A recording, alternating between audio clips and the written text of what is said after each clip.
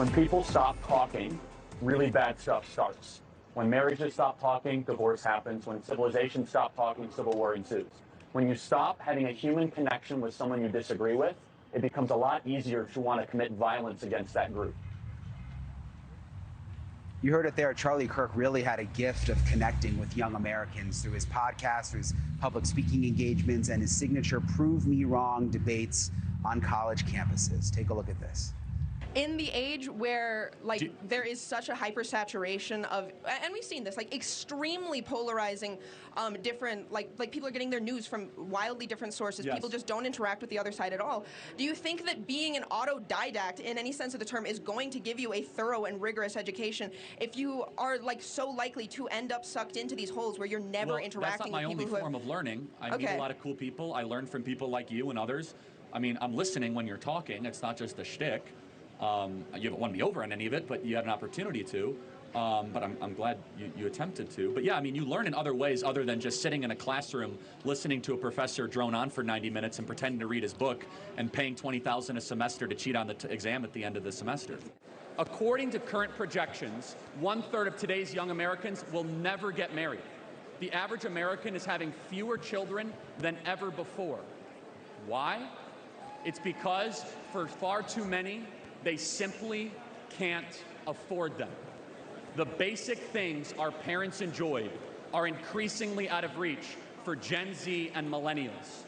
You see, the American dream has become a luxury item for the wealthy elite.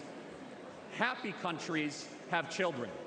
Broken countries have addiction, depression, and suffering. Christianity is the greatest ethic that humanity has ever had to live under. Hold on a second. Sorry. Christianity, as we know it, is the greatest moral ethic. And these are things you agree with.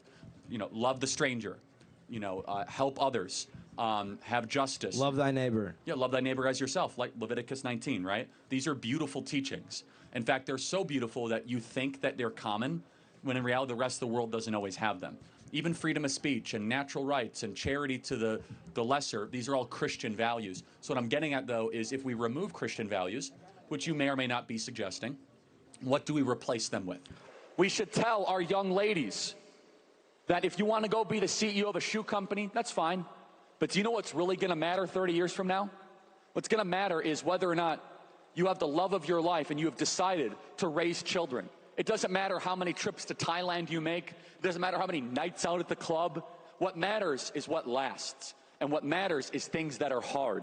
I'm going to keep it short and sweet. I'm just curious about your stance on college as a scam, because I feel like, according to the Hamilton Institute, people who get bachelor degrees over a total lifetime earnings will earn over $1 million more than those who don't. And also, I feel like college is an important place for people to go learn valuable life lessons. And also, it's good to have a balanced society, because then you're going to get artists, you're also going to get architectures, you're going to get engineers, you're going to get all sorts of different people that we need in society. Because what's the point in living if we don't have writers or artists? So I just want to get your take on that. Sure. The question is, did the best writers learn to write in college? Probably not. No. The best writers are gifted writing, and they learn to write by writing. And I would just argue that this kind of holistic view you get, for example, what are you studying? Can I ask? Economics. Okay, so what do you think of Thomas Sowell? I actually really like him. I bought his book, Basic Economics. Great. He's one of the first economists I ever Do they really teach it here? Not yet, but also I've only been for so now you're 1 proving year. my point. If you're studying economics and they're not teaching Thomas Sowell, you're not getting an education, you're getting an indoctrination. And you're being scammed. Okay. Milton Friedman, do they teach Milton Friedman here? No, but I'm aware of him. Okay. Ludwig von Mises. I'm aware of him, but no. Murray Rothbard, hold on.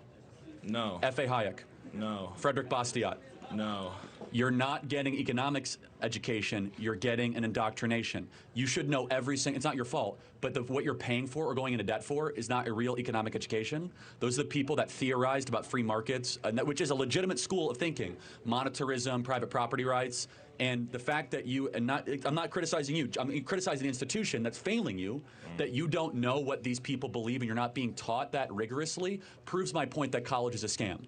Never underestimate the will of the American people and the sovereignty of God towards righteous and good purposes. Donald Trump is evidence that God is not done with the United States of America, that our best days are ahead of us. Thank you for watching. Subscribe below and download our NewsNation app right now on your phone, and you will get fact-based, unbiased news for all Americans.